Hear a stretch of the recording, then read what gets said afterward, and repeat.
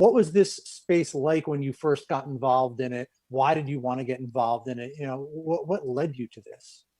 Well, I'd had two fintech companies before we started Ripple, eLoan and Prosper, and they were also during some boom times and crash times, and all typical technology, right? But one of the striking things about fintech before blockchain was it was always country by country, and that was kind of disappointing, right? I mean, the whole internet, the whole idea there is you're going to break down borders.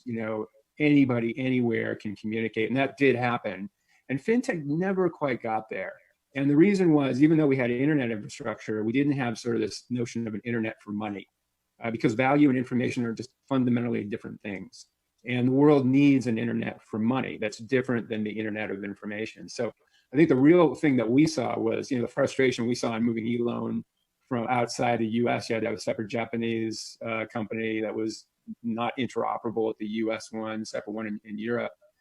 The real promise here was, oh my God, this is an internet of value. In early days, you didn't know where that was going to go. And there was just, again, a lot of crazy talk. Clearly, they were going to blow up all the banks and, everybody's just going to hold money individually. That did not happen, obviously. And it's a good thing it didn't.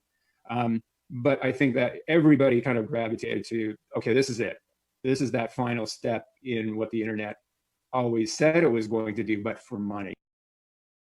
Those things on, and we always talk about, if you have an internet of information, if you have an internet of value, and you have kind of the ability to ship goods anywhere, well, we have that with shipping containers and global shipping. We have that with the internet. Once you complete the picture with an internet of value using blockchain and blockchain-like technologies and virtual currencies, that's globalization completed. And that is incredibly exciting. I would argue globalization is having all these problems because it's incomplete. It's a work in progress because we're missing this key ingredient. So that was the exciting part, and it remains the exciting part. And we're now seeing it. Ripple now, we have 300 financial institutions. We're an enterprise company. We think enterprise is the way you're going to spread this the fastest. 300 financial institutions globally, covering 45 countries that can reach 1 billion people. That's today. 24 of those institutions now are using the virtual currency as well as the blockchain plumbing.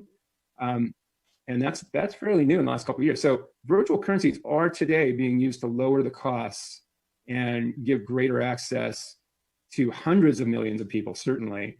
And before too long, it's going to be billions and billions of people. And that's the true promise. That's really exciting.